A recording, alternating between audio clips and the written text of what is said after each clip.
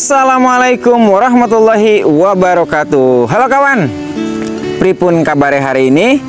Mudah-mudahan kita semua selalu dalam keadaan baik dan sehat ya. Dan semoga kita semua dipermudah dalam segala urusan. Selamat pagi kawan. Sekarang hari Selasa, tanggal 19 November 2024, waktu pagi sekitar pukul 7:52 ataupun jam 8 kurang 8 menit. Dan untuk cuaca di sini seperti ini lur, panas ini ya sepertinya. Nah, di sini sudah 2 hari terakhir ini tidak ada hujan. Di hari Sabtu tidak ada hujan, di hari Minggu, di hari Senin, berarti sudah 3 hari tidak ada hujan. Berikut hari ini sepertinya untuk cuaca hujan sepertinya kecil, karena melihat cuaca hari ini cerah. Nah, dikarenakan tidak ada hujan sudah beberapa terakhir ini, maka ini dilakukan penyiraman. Nih lur, akan saya perlihatkan ya. Ini untuk teknik penyiramannya seperti ini saja, yang tanpa menggunakan mulsa nih.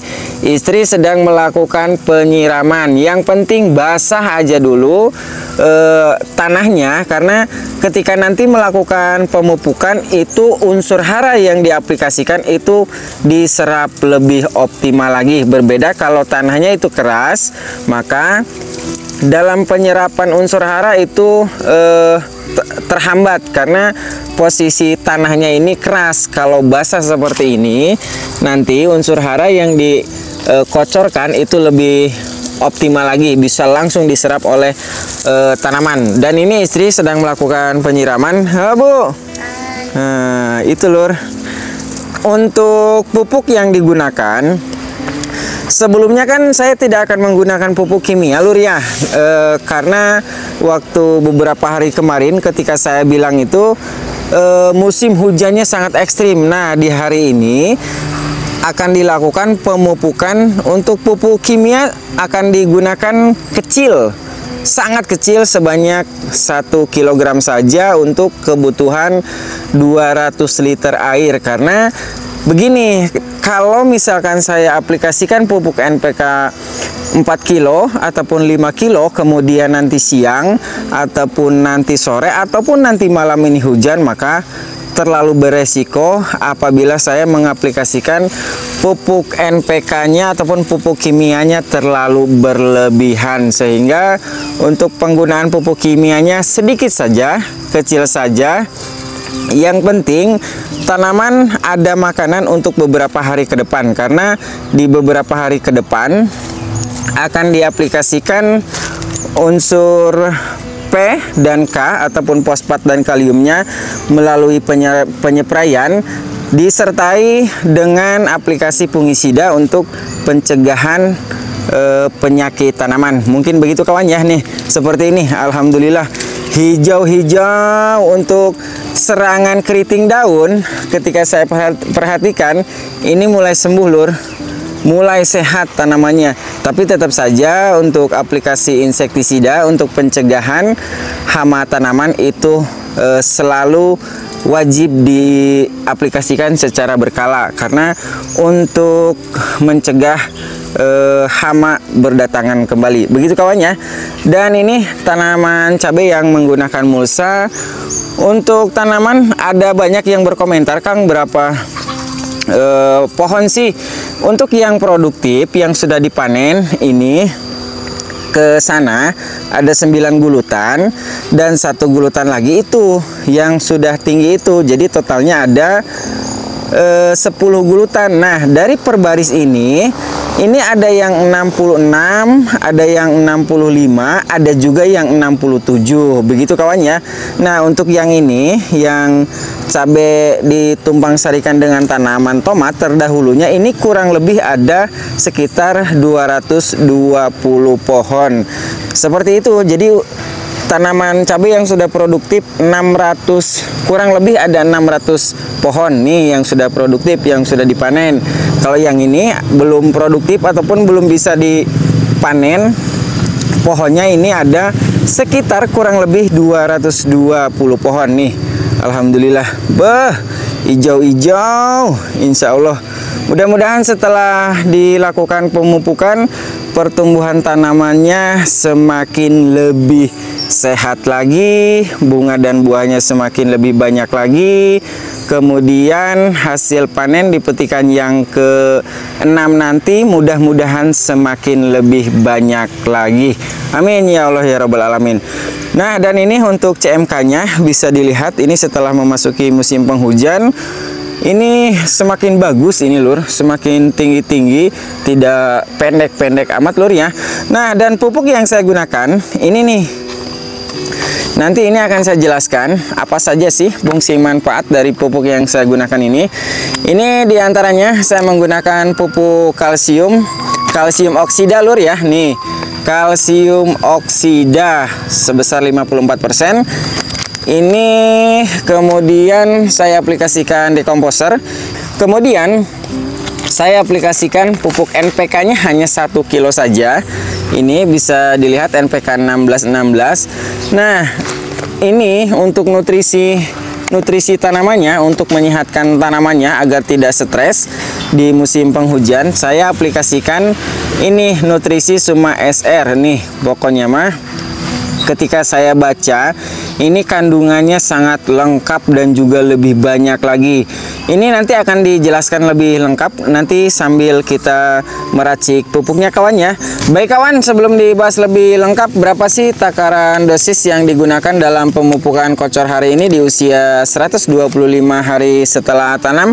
Baik itu dosis tiap 1 jerigen kocor 20 liter dan juga tiap 200 liter air. Sebelum dibahas lebih lengkap, baiknya simak dulu cuplikan berikut ini.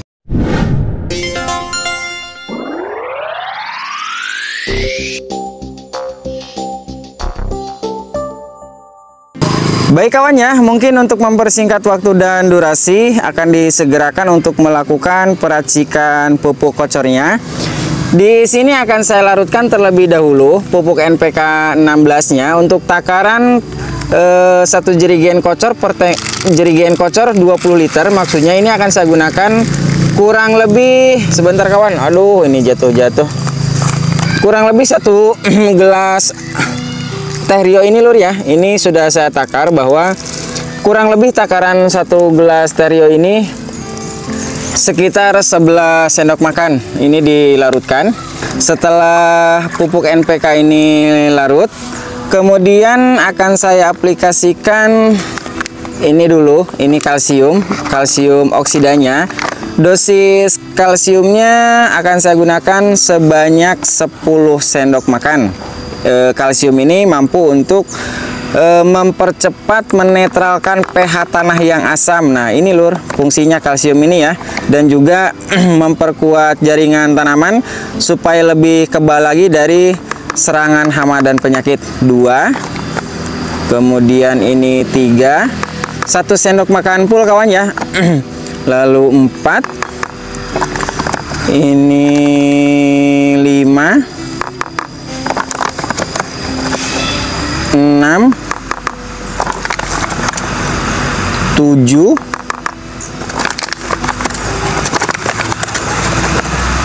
8, 9, dan 10. Dan ini kalsium ini dilarutkan terlebih dahulu dengan pupuk NPK-nya. Kalsium yang saya gunakan murni kalsium oksida sebesar 54%. Dan perlu diingatkan juga bahwa dari pupuk-pupuk yang saya aplikasikan pada pengocoran ini, yang paling termahal itu ini, dekomposer. Karena ini untuk meningkatkan ataupun memperbanyak jumlah mikrobakteri yang terdapat pada lahan. Ini kawan-kawan bisa diganti dengan M4 ataupun pupuk dekomposer yang lainnya. Ini yang lebih mahal, ini hanya sekitar harganya 18.500. Kemudian ini tahu sendiri kawan ya, paling ini termahal 20.000, dan yang ini murah, harganya Rp25.000 per 100 gram. Dan ini dilarutkan terlebih dahulu pupuk kalsiumnya bersama pupuk NPK 16-nya. Nah, setelah ini kalsium ini 100% larut sempurna, kemudian akan saya aplikasikan ini nutrisinya. Nutrisi ini dari produk Suma SR kawan ya. Akan sedikit saya jelaskan dulu ini untuk kandungannya. Karena setiap kali saya membeli pupuk itu terlebih dahulu selalu dilihat dari kandungannya, bukan dari mereknya. Begitu kawan ya. Percuma saja kalau misalkan mereknya mahal tapi kandungannya bagi saya tidak masuk, maka tidak akan saya beli. Sekalipun harganya murah seperti ini hanya 25.000 saya beli 2. Saya 50.000 itu ongkirnya paling 5.000 rupiah. Nah, di sini ada unsur N-nitrogennya 0,84%, kemudian fosfatnya 1,35%, kaliumnya 0,61%, Fe ini sangat tinggi lur ya. Fe ini adalah iron sebesar 9,46 ppm. Kemudian ini zinc ataupun sengnya cukup tinggi juga, ini 81,40 ppm. Ada Pb 18,06 ppm, Ni dan juga Cr.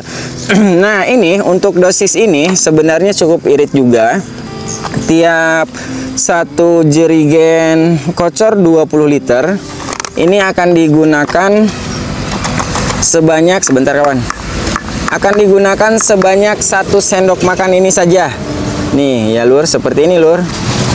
1 sendok makan cukup, tidak perlu banyak-banyak. Nih, ini 1 sendok makan full kurang lebih kawan ya.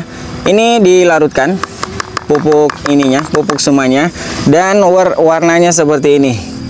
Nih, ini ada gerembel karena setelah saya cek dari dari kemasan ini, dia sistem ini nih nanoteknologi. Jadi ada sistem slow release-nya kawan ya. Nih seperti ini nih, ada butiran-butiran kecil, itu adalah bentuk yang slow release. Jadi pelepasan haranya itu bertahap, bisa hari ini, kemudian esoknya lagi, dan seterusnya, begitu kawan ya. Kemudian akan diaplikasikan ini. Apa sih fungsi dari dekomposer ini? Fungsi dari dekomposer ini untuk memperbanyak jumlah mikrobakteri yang terdapat pada lahan. Karena tahu sendiri, ketika memasuki musim penghujan itu perkembangbiakan jamur, bakteri ataupun patogen tanah itu sangat mudah berkembang biak pada lahan. Sehingga wajar aja apabila di musim penghujan itu serangan penyakit patek, bercak daun, layu fusarium lebih banyak lagi, karena bakteri dan jamur di lahan itu lebih banyak lagi. Dan untuk dosis per per 20 liter air ini akan digunakan sebanyak 1-2 tutup saja kawan ya. Ataupun takarannya ini kan takaran per 1 tutup botol ini 10 mili. Jadi kalau 2 tutup kan 20 mili, berarti totalnya 20 mili. Sementara jerigen kocor itu 20 liter, berarti takaran per liternya itu 1 mili per liter. Begitu kawan ya. Nah, dan kemudian ini diaduk, dilarutkan, dan cairannya menjadi seperti ini lur. Nah, seperti susu tapi lebih kental lagi. Kenapa ini kental? Karena belum ditambah air lagi. Begitu kawan ya. Bismillahirrahmanirrahim. Nah, larutannya seperti ini. Putih susu lur. Nanti untuk unsur unsur fosfat kalium itu akan diaplikasikan dengan cara foliar ataupun penyepraian. Nah, seperti ini ada gerembel-gerembelnya. Ini adalah jadi pelepasan haranya itu nanti dia bertahan nih, seperti ini. Ada gerembel-gerembelnya. Kalau diaplikasikan dalam penyepraian, ini harus disaring lagi. Nanti kalau memang pupuk ini bagus dalam beberapa hari ke depan, maka pupuk SR ini, Suma SR ini akan saya aplikasikan melalui foliar ataupun penyepraian. Tapi kalau hasilnya kurang bagus, maka nutrisi ini akan saya ganti dengan nutrisi lainnya. Begitu kawan ya. Nah, ini di tambahkan air full jerigennya, dan sepertinya ini sudah penuh lur. Nah, sudah penuh. Ini ada bocor, kita luruskan dulu. Nah, aman. Ini tinggal diaduk saja lur. Nah, diaduk supaya apa? Supaya pupuk yang dikocorkan itu 100% benar-benar larut sempurna dan juga pupuknya merata. Begitu kawan ya. Nah, setelah ini 100% larut sempurna, ini tinggal dikocorkan saja ke masing-masing tanaman. Baik kawan ya, saya akan menyelesaikan dulu ataupun menghabiskan dulu satu jerigen kocor 20 liter ini. Nanti saya akan membuat racikan pupuk untuk takaran satu drum 200 liter air ini.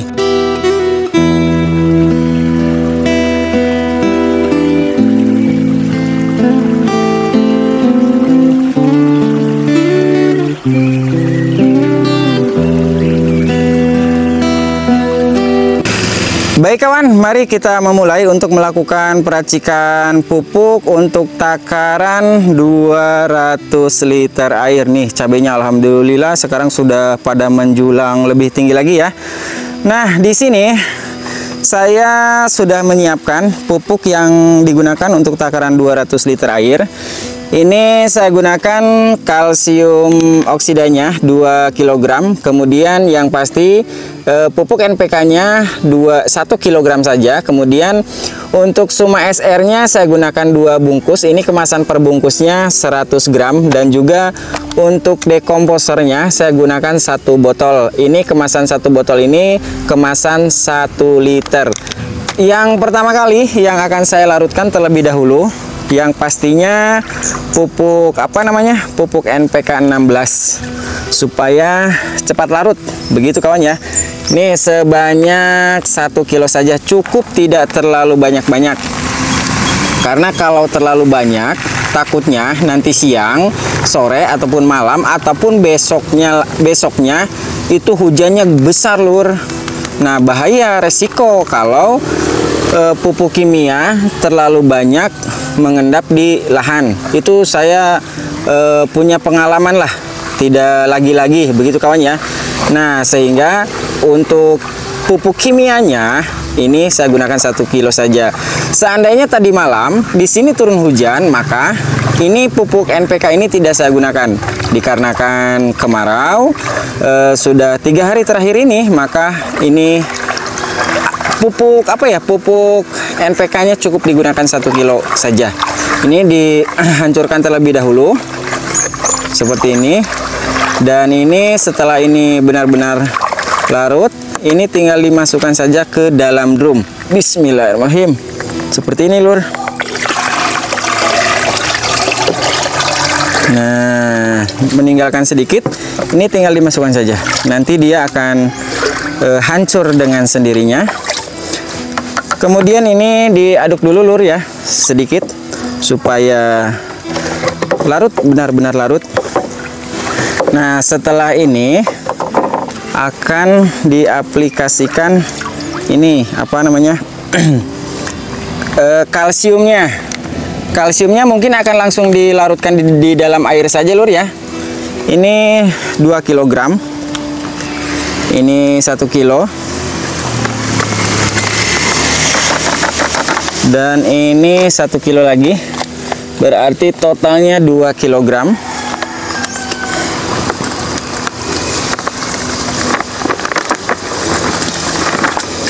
Nah, kalsium ini memiliki peran yang cukup penting lur. Ya, mau di musim hujan, mau di musim kemarau, ini kalsium ini memiliki peran yang sangat penting. Kalsium nih mampu menetralkan pH tanah yang asam, kemudian meningkatkan ketahanan daya tahan tanaman dari serangan jamur dan bakteri. Jadi kalsium ini perannya cukup luas juga. Jadi kalsium ini harus diaplikasikan juga dengan cara dikocor dan juga dispray. Begitu kawan ya. Setelah ini larut sempurna, ini tinggal ini akan saya larutkan Suma SR-nya. Dan ini ternyata warnanya itu apa ya, ungu kalau tidak salah ini. Nih seperti ini lur. Nah seperti ini dia bentuknya. Dan ini bungkus yang kedua, jadi totalnya 200 gram. Kemudian ini dilarutkan supaya benar-benar larut pupuknya. Nah ini dilarutkan seperti ini lur, dan bentuk nutrisi sumanya seperti ini ya. Dilarutkan, jika sudah larut, benar-benar larut, ini tinggal dimasukkan saja ke dalam drum. Bismillahirrahmanirrahim. Nih ini yang namanya slow release tuh ini lur. Jadi dia nanti pelepasan haranya itu bertahap, tidak sekaligus. Nanti kalau diaplikasikan dengan cara dispray, ini harus disaring biar tidak nyumbat di nozzle sprayer, begitu kawan ya. Nah kemudian ini dilarutkan dulu. Setelah ini benar-benar larut sempurna ataupun sudah minimal 30-40% sudah diaduk, kemudian ini tinggal diaplikasikan dekomposer. Dan dekomposer ini juga memiliki peran untuk menghalang ataupun mencegah tanaman terserang penyakit jamur dan bakteri. Nah ini karena pada dekomposer ini terdapat mikrobakterinya yang cukup lengkap. Mana ya, sebentar, nanti dah saya jelaskan kalau sudah ini dituangkan. Nah ini digunakan sebanyak 1 liter saja. Ini tidak perlu lagi menggunakan molase, dan hari ini saya tidak menggunakan air leri karena tidak menyimpan stok air lerinya lur ya, sehingga ini langsung saja seperti ini, tidak masalah. Dan untuk mikrobakterinya ini nih yang nanti melawan jamur dan bakteri jahat tuh ini lur. Bakteri-bakteri ini cukup mahal juga sih. Ini saya beli online ini sekitar berapa ya, 75.000 kalau tidak salah. Ini saya beli online. Kalau beli di sini mahal banget lur. Beli toko online di sini tuh ya, maksudnya beli di toko pertanian di sini mahal, pada mahal-mahal. Nah ini dilarutkan secara keseluruhan sampai benar-benar semua pupuknya larut sempurna dan warnanya sedikit berubah kecoklatan seperti itu lur ya. Ini diaduk terus hingga semuanya 100% larut sempurna, begitu kawan ya. Kalau ingin hasil yang lebih optimal ya caranya juga harus optimal. Insya Allah hasilnya juga pasti optimal pada pertumbuhan dan kesehatan tanaman. Begitu kawan ya. Ini sambil diaduk terus.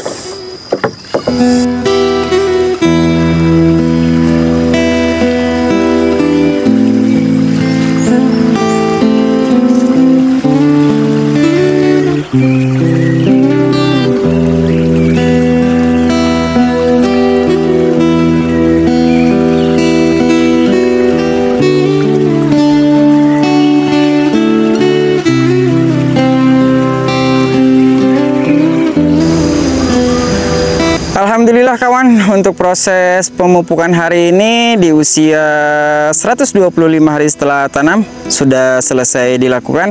Dan ini untuk cabai keritingnya lur ya, ini sudah dipanen ke-9 nih. Alhamdulillah bunga-bunganya semakin lebih banyak lagi. Dan ini pembuahannya nih seperti ini. Alhamdulillah setelah memasuki musim penghujan ini untuk cabai keritingnya tidak kerdil-kerdil amat. Ini pertumbuhannya semakin bagus nih. Saya perlihatkan ini semakin lebih tinggi lagi lur. Sekarang nih trubus-trubus barunya dia bermunculan. Alhamdulillah lur ya. Nah dan ini untuk perkembangan cabai rawitnya bisa dilihat ini semakin lebih bagus lagi insya Allah. Dan ini buah-buahnya sudah mulai banyak yang menguning nih seperti ini. Ini sepertinya ada yang diserang hama lalat buah nih.